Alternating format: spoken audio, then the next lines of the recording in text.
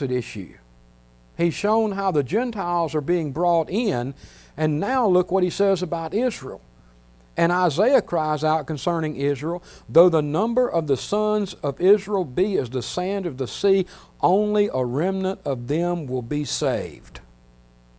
He's saying God is bringing in Gentiles into Israel, and many of Israel are going to find out they're not part of the promise.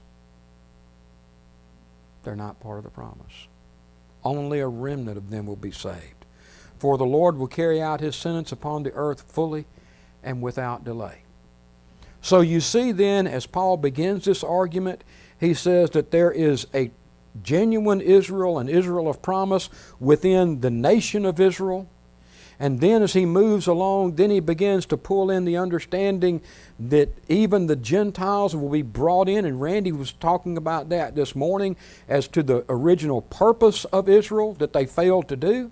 And God says, I'm going to do it. As he begins to pull in the Gentile nations and include them in the very promises that he made to Israel, and even called them his people when before they were not his people. And then to drive home the point, Paul even brings out this passage out of Isaiah that clearly says that though Israel be like the sand of the sea, there's only going to be a few of them that are actually true children of the promise. And then he gets to the end of this section in Romans chapter 11. Can I point out one thing real quick in Romans chapter 9 there? He concludes that by pointing out and saying, Behold, I'm laying in Zion a stone of stumbling and a rock of offense, and whoever believes on him will not be put to shame. Yeah. So you have Christ there as the stone standing against the direction of Israel the whole 9 yards. I'm sorry. No, that's fine. That's good. And so 9, 10, and 11 form an inclusion of this whole argument. At this time, people are probably a little bit confused, so Paul gives them a way of understanding what is going on here. And I'm just quoting just a little bit of it here in Romans chapter 11, verses 16 through 20. Paul says, if the dough, and when you see that term, the dough, you think Christ. If the dough offered as first fruits is holy, okay, the bread of first fruits, okay, if the dough offered as first fruits is holy, Christ, so is the whole lump the people of God, the true people of God, the genuine people of God. And if the root is holy, again, I want you to think Christ, so are the branches, again, the true, the real, the genuine people of God. He says, but if some of the branches were broken off, in other words, remember the picture he was painting, they are not all Israel who are of Israel, not all born to Israel or genuine Israelites. If some of those branches are broken off, you don't break off a branch if it's useful. You break off the branches because they're dead and because they're not producing. What was Randy saying this morning in the message? What did God say when He told that? What did Christ say when He told that parable about the vineyard? What was the whole gist of that? They weren't producing. They weren't real. They were false. They were useless.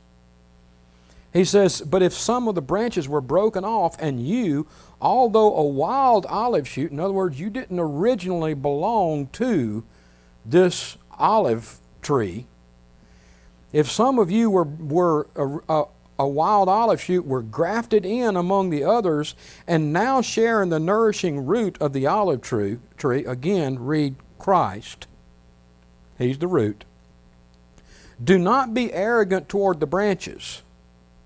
In other words, don't be arrogant toward the Jews, toward Israel, because you, a Gentile branch, a wild olive, have been grafted in. He said, don't be arrogant. Why? If you are, remember, it is not you who support the root, but the root that supports you. In other words, you're only alive because of Christ. And if that's not enough, If you will say branches were broken off so that I might be grafted in, he said that's true. But they were broken off because of their unbelief. But you stand fast through faith. And what's his point? That didn't come from you. That comes from the root. Yeah. That comes from the root. You're only alive because of the root. You're only existing through faith. So do not become proud, but fear.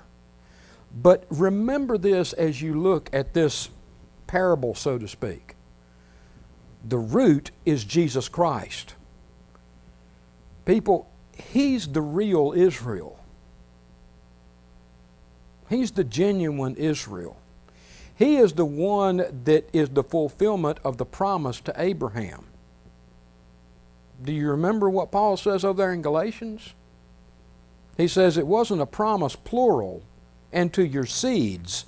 He said it was the promise singular, and to your seed, being Christ. Christ is the true Israel. The children of promise only exist because they are from that root, Christ. Whether they be Jew or whether they be Gentile, they only exist because they are connected to the root.